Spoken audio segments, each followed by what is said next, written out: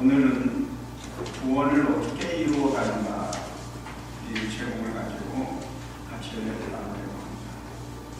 먼저 성경 말씀 한 절인데 같이 들어가겠습니다. 허물로 죽은 우리를 그리스도와 함께 살리셨고 너희가 은혜로 구원을 얻은 것이다. 인간은 고도화해 가는 두뇌로 로켓을 쏴가지고 달나라를 점령하고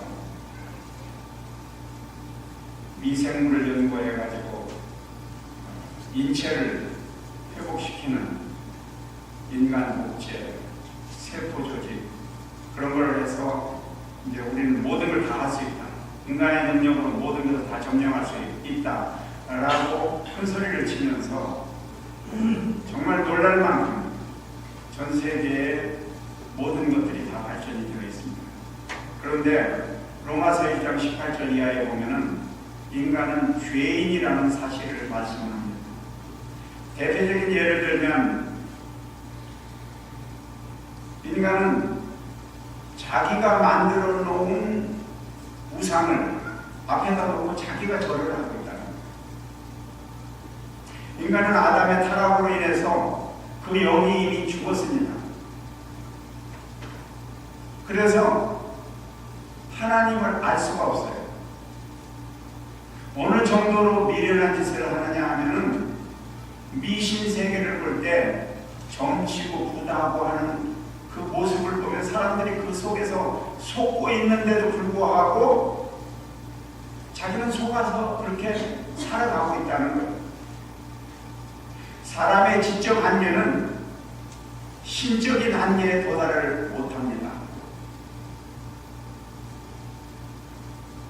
사람이 100이라는 숫자를 가지고 있을 때 100까지만 아는 거예요. 100까지 아는 사람을 천재라고 이야기할 때 천재도 100 하나는 모릅니다. 거기가 한계선이니까. 이런 두뇌를 가지고 하나님을 안다라고 할 때 너무 어이없다는 거죠. 하나님을 알만한 것이라고 성경에서 말씀을 하는데 이 말은 우리 인간이 본성적으로 가지고 있는 어떤 초자연적이기 때문에 하나님을 만들어 놓은 그 상태가 바로 거기서 한계점이라는 거예요. 거기서 한 발짝도 앞으로 나가지를 못해요. 그래서 성경에서 이런 말씀을 하십니다. 스스로 지혜 있다 하나 우준하게 되어 썩어지지 아니하는 하나님의 영광을 썩어질 사람과 분수와 버러지 형상의 우상으로 바꿨느니라. 그러므로 하나님께서 저희를 마음의 정욕대로 더러움에 내어버려두사 저희 몸을 서로 욕되게 하셨으니 이는 저희가 하나님의 진리를 거짓 것으로 바꾸어 피조물을 조물주보다 더 경배하고 섬기리라. 주는 곧 영원히 찬송할 이시로다. 아멘. 그랬어요. 인간은 자기 머리로 안다고 하는 것이 고작 자기가 찾아다니면서 이건 신인 것 같다 라고 할 때 그거를 섬기는, 그래서 성경에서 그 섬길 대상자가 뭐냐? 소나 개구리 모양으로 만들어 놓고 거기다 절을 하고 있다. 그러니까 그 인간의 수준이 어디까지인지를 우리는 짐작을 할 수가 있는 거예요. 인간의 종교적 수준이 이것밖에 안 되니까 도덕적인 수준이나 인격적인 수준을 말할 것도 없어요. 다른 사람을 죽이고 전쟁을 하고 이게 자기 자신이 잘못이라고 하는 것을 못 느낍니다. 그러니까 남의 것을 빼앗고 남을 짓밟고 죽이고 하는 일을 그냥 편하게 하는 거예요. 양심의 가책도 없이. 이게 인간의 모습이라는 거예요. 지금 지구상에 벌어지고 있는 현상들을 가만히 보면 너무나도 어처구니가 없어요. 법이 없습니다. 질서가 없어요. 그들이 우리는 이렇게 살자라고 법을 만들어 놨는데 그 법은 형식에 불과합니다.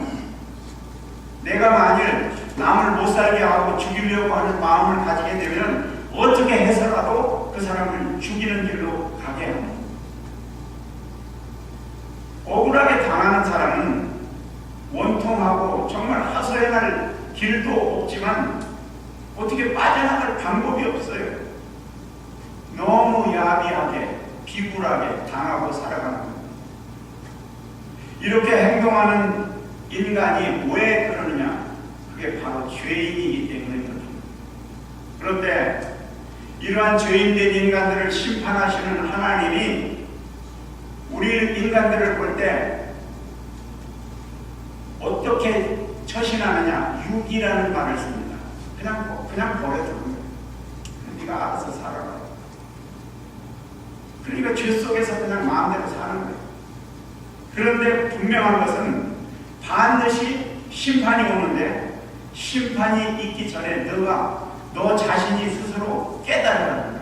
깨닫고 돌아오라는 거예요. 자신이 죄인이라는 사실을 깨달아야 됩니다. 이것을 깨닫지 못하는 사람은 눈이 안 보일 때 안경을 써야 되구나. 그러고서 안경을 쓰는 사람 같아요. 근데 그 사람의 눈은 병이 걸려가지고 속에서 썩어 들어가고 있어요. 그런데 안경을 맞춰서 쓴다고 뭐가 보일 리가 없는 거예요. 성경을 이것이 바로 죄 때문입니다. 우리가 가져야 할 문제의 초점은 왜 이러한 현상들이 일어나고 있느냐 이겁니다. 이런 일을 하는 이유는 인간들이 본성적으로 죄를 좋아하고 죄 속에서 죄를 즐기고 살고 있다는 거예요. 그래서 성경이 말씀할 때 이를 인하여 하나님께서 저희를 부끄러운 욕심에 내어버려 두셨으니 곧 저의 여인들도 순리대로 쓸 것을 받고 영리로 쓰며 이와 같이 남자들도 순리대로 여인 쓰기를 버리고 서로 향하여 음욕이 불린 듯하며 남자가 남자로 더불어 부끄러운 일을 행하여 저의 그릇됨에 상당한 보응을 그 자신에게 받았느니라. 동성연애라고 해서 저들끼리 즐기는 사람은 그게 잘못인지 몰라요. 본성적으로 생리적으로 무조건 좋아하는 거예요. 이런 인간에게 남은 것은 저주와 심판밖에 없는 거예요. 그래서 성경에서 말씀할 때 또한 저희가 마음에 하나님 두기를 싫어하여 하나님께서 저희를 그 상실한 마음대로 내어버려두사 합당치 못한 일을 하게 하셨으니 곧 모든 불의, 추악, 탐욕, 악의가 가득한 자요, 시기, 살인, 분쟁, 사기, 악독이 가득한 자요, 수근수근하는 자요, 비방하는 자요, 하나님 미워하는 자요, 능욕하는 자요, 교만하는 자요, 자랑하는 자요, 악을 도모하는 자요, 부모를 거역하는 자요. 지금 현 상황을 보면은 전 세계적으로 인간의 삶의 현장이 성경과 조금도 다름이 없다는 거예요. 그들에게 하나님이 필요가 없어요. 자기들 멋대로 살겠다는 거죠. 그것이 편하고 그것이 재미가 있으니까. 그래서 이들에게 가장 필요한 것은 하나님의 말씀이 그 속에 들어가야 됩니다. 그래서 구약시대에 하나님의 율법을 인간들에게 주셨어요. 율법을 지키라는 거죠. 그런데 어느 누구도 그 율법을 지키는 자가 없었습니다. 왜 그러느냐? 분명히 율법은 중요한 것인데 그 율법을 봐야 깨닫지를 못하는 거예요. 도대체 이게 무슨 내용인지를 모르는 거예요. 예를 들면 미국의 유학 온 학생이 한국에 있는 아버지에게 체크를 써서 보냈어요. 근데 아버지는 그게 뭔지를 몰라서 그냥 장롱 속에 가만히 넣어두는 거예요. 그걸 은행에 가서 찾으면 돈인데 그거를 모르니까 하나의 종이 조각에 불과한 거예요. 이스라엘 사람들이 이방인을 엄청 무시했어요. 왜냐? 자기들은 율법을 가지고 있고 이방인은 율법이 없기 때문에. 그래서 너희들은 개돼지나 마찬가지다. 우리는 천국 백성이다. 이랬어요. 그런데 자기들이 율법을 가지고 있어도 지키지를 않으니까 율법을 가진 사람이나 안 가진 사람이나 똑같은 거예요. 그래서 예수님께서 바리새인들을 향해서 이 독사의 새끼들이라, 아주 악독한 자식, 쓸모없는 인간들. 왜냐?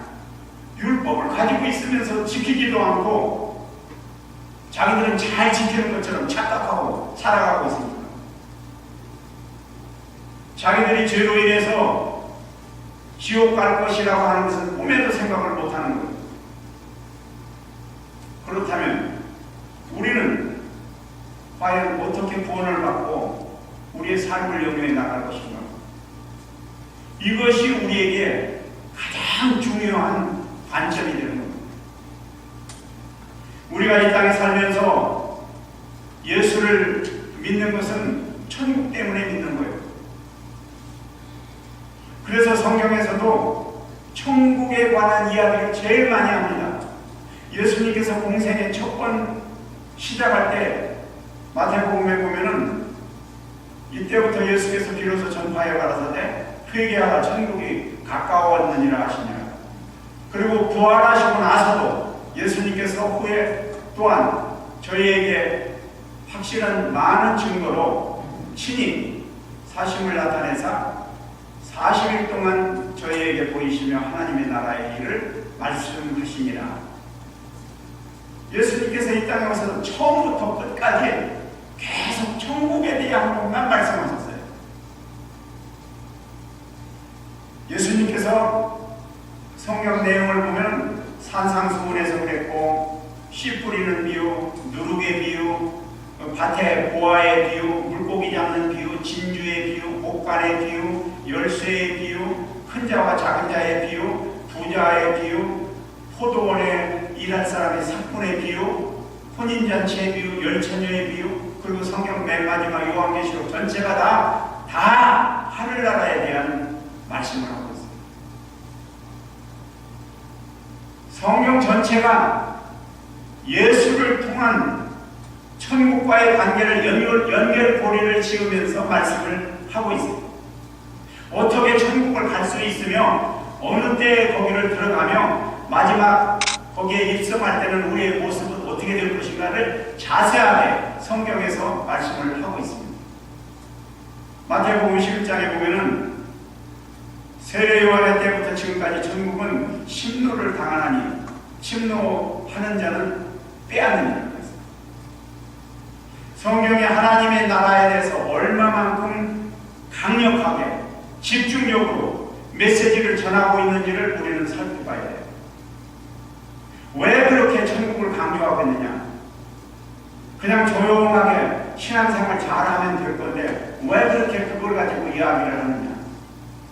우리는 여기에다 목숨을 걸고 천국을 지금 말씀한 것처럼 심노해서 빼앗는, 내가 들어가지 않으면 안 되는 그런 결단이 있어야 된다는 거예요.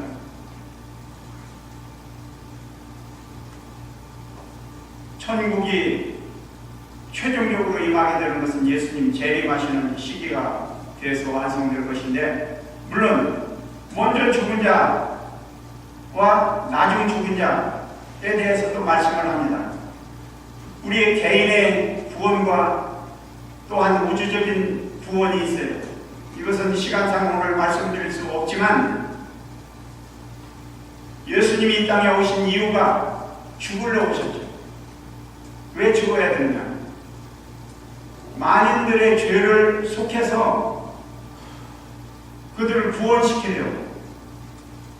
그렇다면 그 예수님의 죽음이 무엇을 뜻하느냐? 그 죽음을 내가 인정하고 받아들이는 자는 천국을 준다는 거예요. 그래서 예수님의 죽음과 십자가와 부활은 하늘로 향해서 가게 되는 하나의 연결 통로와도 같아요. 구원받지 못하면 당연히 천국을 못 갑니다. 그렇다면 하나님의 나라는 뭐냐? 하나님의 나라는, 그 나라라는 말을 영어에서 킹덤이라는 말을 쓰는데, 이 왕국이라는 말이 무엇을 의미하고 있느냐? 그거를 우리는 이해를 해야 돼요. 나라라고 말을 할 때는 세 가지 요소가 있어요. 영토와 국민과 주권입니다. 이 세 가지가 같이 있어야 나라가 형성이 되는데, 근본적으로 나라라고 이야기를 할 때 어디다 중심점을 두느냐면 자원에다가 많이 중심점을 둬요. 그래서 나라가 크고 풍부하고 그런 나라를 부자나라. 그래서 우리가 천국, 하나님 나라 그러면은 거기는 뭐 엄청 좋은 것들이 많고 엄청 클 것이다. 그러니까 천국 그러면 어마어마하게 좋은 나라를 우리는 연상을 하게 돼요. 가난하게 억눌려 사는 사람은 더 원하죠. 그런데 성경에서 말하고 있는 하나님의 나라는 그 개념이 주권에 있어요. 주권. 오소리티입니다. 그래서 스가랴서에 보면은 아닥사스다 왕이 위에 있을 때에 나와 함께 바벨론에서 올라온 족장들과 그들이 보게가 이러하니라. 이거는 바벨론에서 포로로 돌아올 때 이스라엘 백성들을 족보를 써가지고 하나하나 지금 기록하고 있는 거예요. 그런데 아닥사스다 왕이 위에 있을 때에 라는 말을 영어 성경에서는 In the kingdom of 아닥사스다 그랬어요. 그러니까 아닥사스다가 통치하고 있을 때라는 말이죠. 시편 103편에 보면은 여호와께서 그 보좌를 하늘에 세우시고 그 정권으로 만유를 통치하시도다 그랬어요. 여호와께서 보좌를 하늘에 두셨어요. 그리고 그것을 통치하시는 거예요. 그러니까 이것은 어떤 장소의 개념이 아니라 주권의 개념입니다. 나라라고 말을 할 때 땅만 생각할 것이 아니라 통치를 먼저 생각해야 돼요. 천국이 가까웠느니라 그러면 땅이 가까워지는 게 아니라 하나님의 통치가 가까워지는 거예요. 그러면 하나님의 통치권 안으로 들어가기 위해서 우리는 어떻게 해야 되느냐? 구원을 받아야 돼요. 성경에서 구원을 이렇게 말합니다. 마가복음에 보면 누구든지 제 목숨을 구원코자 하면 잃을 것이요 누구든지 나의 복음을 위하여 제 목숨을 잃으면 구원하리라 그랬어요. 구원의 문제는 죽음과 연관이 됩니다. 죽어야 구원이 오는 거예요. 왜냐? 죄는 그 죄의 삭시 사망이기 때문에 죄를 지은 사람에게는 죽음의 진노를 받아야 돼요. 그 진노를 예수님께서 대신 받는 거예요. 더 나아가서 이것을 구약시대를 보면은 제사제도가 있어요. 우리는 이렇게 예배를 드리지만 옛날에는 짐승을 잡아서 제사를 드립니다. 그러면 시대적으로 볼 때 그때는 예수님이 오시지 않았어요. 그러나 그 짐승을 잡아 죽이는 모습을 보면서 앞으로 예수님이 우리 죄 때문에 이렇게 오셔서 죽어야 되구나 하는 것을 미리 보여주신 거예요. 그래서 구약시대 백성들도 어떻게 구원을 받느냐? 예수를 통해서 구원을 받는 거예요. 사람이 죄를 지었는데 어떻게 짐승이 죽는다고 자기 죄가 없어집니까? 그 당시의 복음은 예수를 잘 모르니까 그 짐승의 징표를 통해서 나의 죽음이 저 죽음을 통해서 이렇게 되는구나 하는 것을 보여주셨어요. 신약시대에 와서 예수님께서 말씀하실 때 누가복음에 보면은 인자가 온 것은 잃어버린 자를 찾아 구원하려 함이라 그랬습니다. 우리가 구원받는 것은 우리가 아무것도 알지 못할 때 내가 의로워지려고 했다거나 특별히 하나님께 뭐를 잘 보이려고 무엇을 했기 때문에 구원받은 게 아니라 아직 죄인 되었을 때, 아직 의로워지기 전에 이루어진 사건이 바로 구원입니다. 그러니까 한마디로 죽었던 시체가 살아나려면 그 시체 속에 생기가 들어가야 돼요. 호흡이 있어야 돼요. 호흡이 시작되기 전에는 구원이 안 되는 거예요. 근데 벌써 하나님께서는 그 상태에서 구원을 시작했다는 거예요. 그래서 구원받고 나서 처음 시작한 게 뭐냐? 아, 나는 죄인이구나. 그러면서 느껴지는 게 뭐냐면 하나님을 볼 때 너무 무서운 거예요. 내가 죄인이니까 저 하나님 앞에 내가 어떻게 해야 될까? 꼼짝달싹을 못하고 두려워 떨 수밖에 없는 거예요. 그러니까 자기에게 일어나는 현상이 뭐냐면 회개가 일어납니다. 그래서 구원으로 인해서 살아난 첫 단계가 회개입니다. 그래서 고린도후서에 보면은 하나님의 뜻대로 하는 근심은 후회할 것이 없는 구원에 이르게 하는 회개를 이루는 것이요, 세상 근심은 사망을 이루는 것입니다. 구원에 이르는 단계는 회개부터 시작이 되는데, 하나님께서 우리를 구원하신 이 구원의 결과로 생긴 회개가 구원을 이루는 첫 시작, 첫 발을 디디는 단계입니다. 내가 예수를 믿고 회개했다는 것은 살아났다는 것에 불과합니다. 살아서 맞이하게 된 첫 경험이 살게 된 조건은 아닙니다.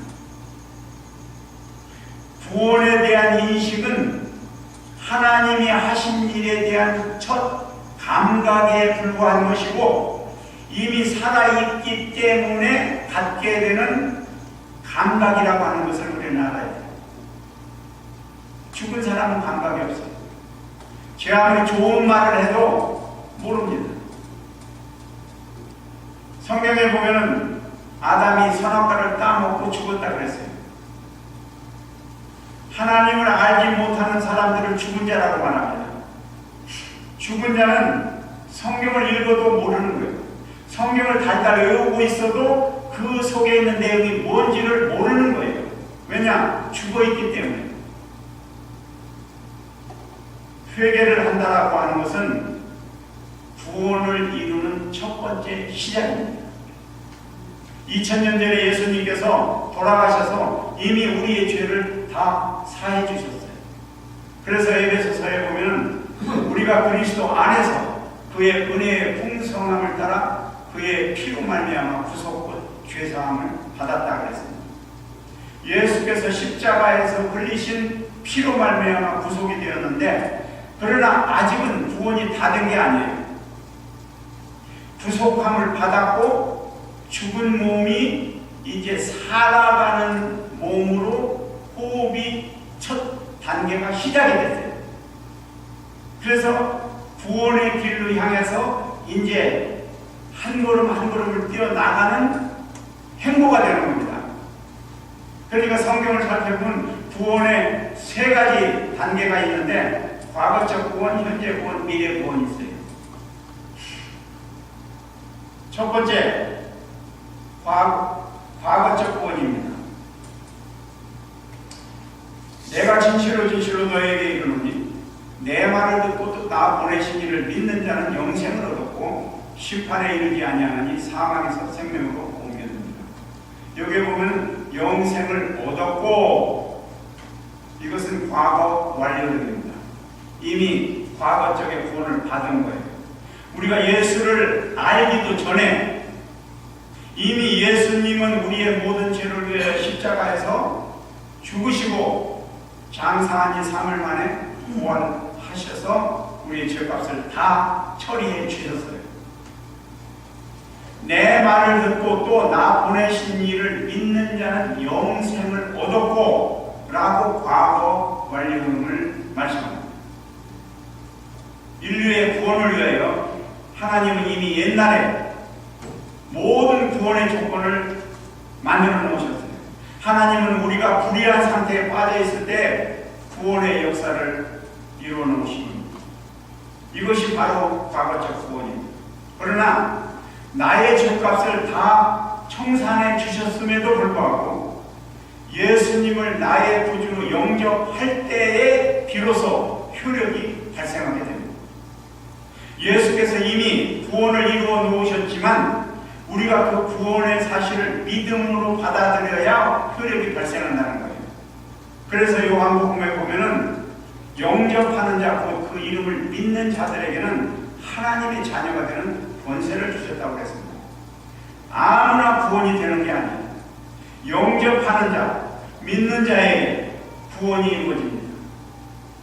예수님이 나의 구원의 주님이시구나 라고 그를 믿고 영접하며 고백할 때 비로소 그 사람은 하나님의 자녀, 또한 하나님의 의가 그 속에 들어가게 됩니다.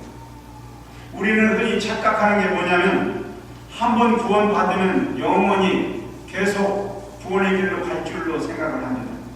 이것은 착각입니다. 성경에 그렇게 얘기한 데가 한 군데도 없어요. 한 번 구원이 영원히 있다고 하는 것은 이단인 구원파에서 하는 말입니다. 구원은 지금 과거적에서부터 미래까지 이어져 나가야 돼요. 그래서 두 번째인 현재적 구원을 보면 그러므로 나의 사랑하는 자들아 너희가 나 있을 때뿐만 아니라 더욱 지금 나 없을 때에도 항상 걱정하여 두렵고 떨림으로 너의 구원을 이루라 그랬어요. 구원을 이루라, 그 말은 이상합니다.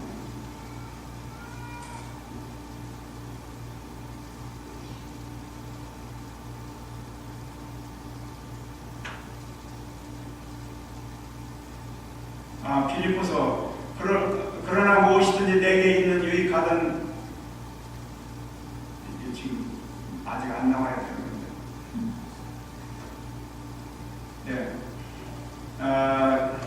여기에 보면은 구원을 이루라, 그것이 현재 진행형으로 되어 있는데 하나님께서 값없는 은혜로 우리에게 이런 구원을 허락해 주셔서 내가 지금 그 구원을 하나하나 이루어 나가는 과정이에요. 근데 여기서 성경에서 너의 구원을 이루라 그러니까 마치 우리가 생각하기를 내가 스스로 구원을 이루어 나가야 되는 것처럼 생각을 하는 경향이 있어요. 그런데 원어 성경에서 보면 이루어 나간다, 그 말이 뭐냐면 카테르조마이라는 말을 쓰는데 어떤 일정한 양의 힘을 가하게 되면은 거기에서 그 집어넣은 양만큼 뭐가 작동이 되는 거예요. 그러니까 10개의 힘을 집어넣으면 거기서 10개의 힘이 나오는 거예요. 100이라고 하는 숫자에 힘을 집어넣으면 100의 힘이 나오는 거예요. 예를 들면 사람에게 어떤 힘을 집어넣습니다. 그러면 그 집어넣은 힘만큼만 나오는 거지 더 많이 나올 수가 없어요. 어떤 사람에게 구원이 임하게 되면은 그 영원한 생명이 그 속에 들어가게 되면은 그 영생이 들어간 만큼의 역사가 그 사람이 행동하는 데 나타나게 됩니다. 그래서 엄청난 악한 사람이 예수를 믿고 돌아서는데 어떻게 돌아서느냐? 순한 양처럼 돌아서는 거예요. 엄청난 양의 구원의 힘이 그 속에 들어갔기 때문에 반드시 변화하게 되어 있습니다. 그래서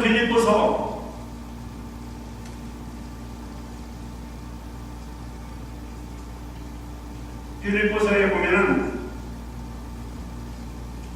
그러므로 나의 사랑하는 자들아 너희가 나 있을 때뿐만 아니라 더욱 지금 나 없을 때에도 항상 걱정하여 두렵고 떨림으로 너희 구원을 이루라. 그러나 무엇이든지 내게 유익하던 이것을 내가 그리스도를 위하여 다 해로 여길 뿐더러 또한 모든 것을 해로 여기면 내 주 그리스도 예수를 아는 지식이 가장 오산함을 인한지라. 내가 그를 위하여 모든 것을 버리고 배설물로 여기는 그리스도를 놓고 그 안에서 발견되게 하느라. 이게 바울이 하나님을 섬긴다고 열심히 노력을 했는데 실상은 바울 안에 구원이라는 게 들어오지 않았어요. 그러니까 예수 믿는 사람을 잡아다 죽이기도 하고 감옥에다 집어넣고 했는데 예수님을 만나고 나서 구원의 생명이 바울 안에 들어가니까 갑자기 바뀌어져 버리는 거예요, 바울이. 그래서 그 다음부터 행동이 어떻게 나타나냐면 모든 사람들 앞에 서서 예수를 믿으라고 외치면서 소리 지르는 거예요. 수없이 끌려가고 감옥에 들어가고 매맞고 별별 고통을 다 당하는데도 불구하고 바울은 죽기까지 예수를 증거하는 사람이 된 거예요. 바울 안에 구원의 생명에 엄청나게 큰 역사가 들어갔기 때문에 그것이 바깥으로 막 솟아오르는 거예요. 인간의 선의 일이나 행위로 구원받는 것이 아니라 예수님께서 이루어 놓으신 그 구원의 역사를 받아들일 때에 구원이 일어납니다. 그래서 값없이 주시는 선물이라고 은혜라는 말을 씁니다. 우리가 아무것도 한 일이 없어도 믿음으로 구원을 주신다는 거예요. 그래서 로마서에 보면은 그러나 무엇이든 내게 유익하던 것을 로마서 일을 아니할지라도 경건치 아니한 자를 의롭다 하시는 일을 믿는 자에게는 그의 믿음을 의로 여기셨다 그랬죠. 그러니까 내가 한 일이 없어도 하나님께서 나에게 주신 그 구원의 역사 때문에 너는 의로운 사람이야 라고 인정을 해준다. 그리고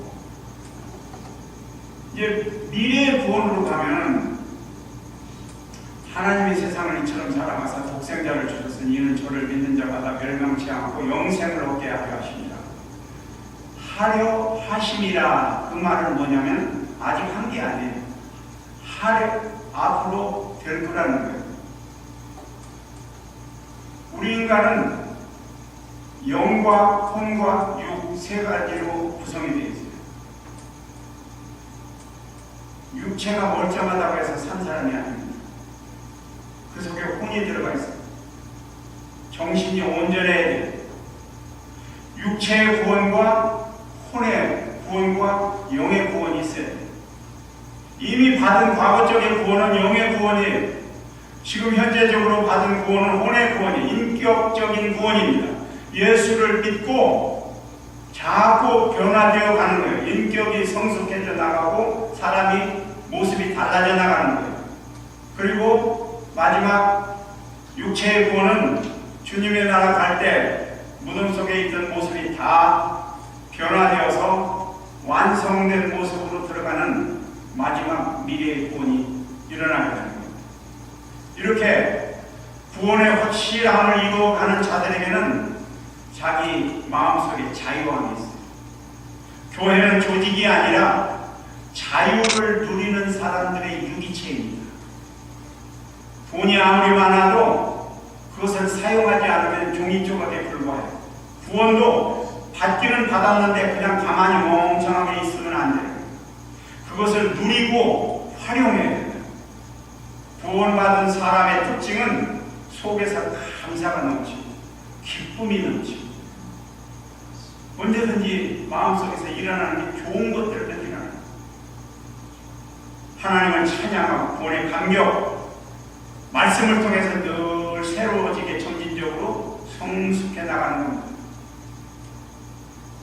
성도 여러분들에게 영과 혼과 육의 구원이 온전히 완성되어 하늘나라에 입성한 천국 백성들이 되기를 주님의 이름으로 축원을 기도하겠습니다.